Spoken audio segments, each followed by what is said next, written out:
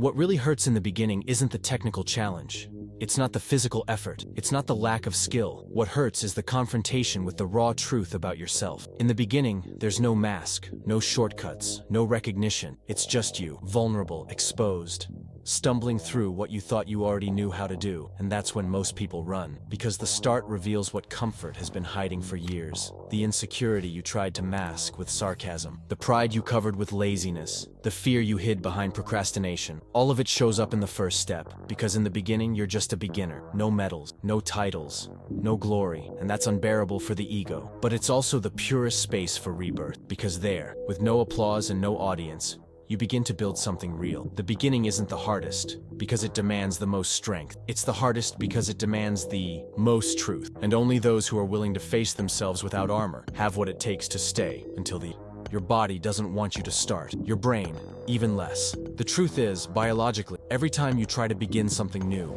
a routine, a workout, a project, your nervous system sees it as a threat, and it reacts as if you were facing real danger. You start feeling anxious, uncomfortable, even physically tense. Your mind shifts into defense mode. It starts producing sophisticated excuses, logical justification, internal arguments that sound like caution, but they're really just escape. This isn't weakness.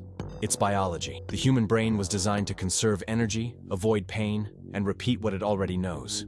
To start something new is to break that pattern, and to the brain, that's a risk. But what your brain sees as danger is exactly what your soul needs to grow. That's why the beginning feels like a wall. But it's not a wall, it's a filter. A test to see who's chasing comfort and who's chasing truth. And only those with the courage to keep going, even while being sabotaged from within, make it through. You think you're preparing, reading more, waiting for the right moment, organizing your thoughts. But in reality, you're hiding. Endless preparation is fear in disguise. A polished excuse to avoid starting. It's safer to study than to act.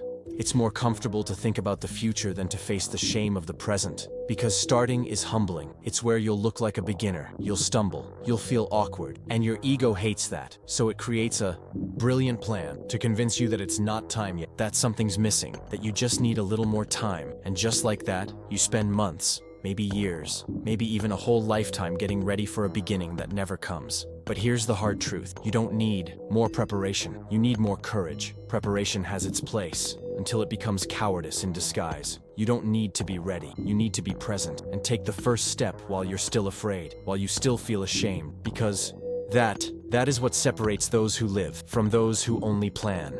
Failure at the beginning isn't a mistake, it's part of the process. And more than that, it's a filter. It separates those who are just passing through from those who are truly committed. Those who can endure the initial humiliation, the feeling of being small, of knowing nothing, of having no control. They are the ones who grow. They put down roots. They develop an emotional strength that no one sees, but that holds up everything that comes later. The ones who run from the pain of the beginning, they live in a constant cycle of starting over. They try one thing, then another, but they never stay long enough to bloom, because they mistake discomfort for a sign that they're on the wrong path. But the truth is the opposite. If it hurts, it's shaping you. If it feels heavy, it's working. The beginning isn't meant to be comfortable, and it shouldn't be. It's a forge. Those who endure it come out transformed. Those who run return to the cycle they already know, the cycle of frustration, of quitting, of almost.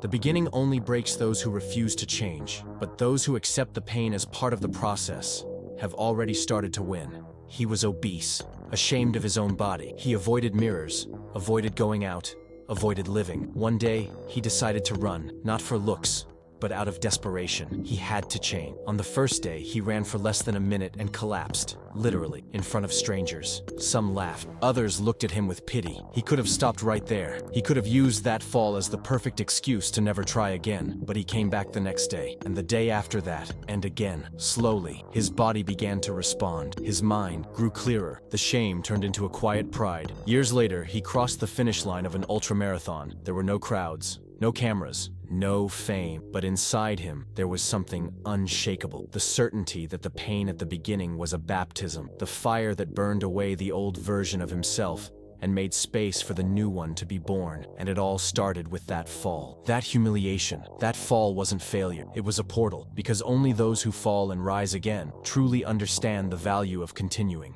You want to start something new, but you're afraid of looking ridiculous, afraid of making mistakes, afraid of being judged. So you wait.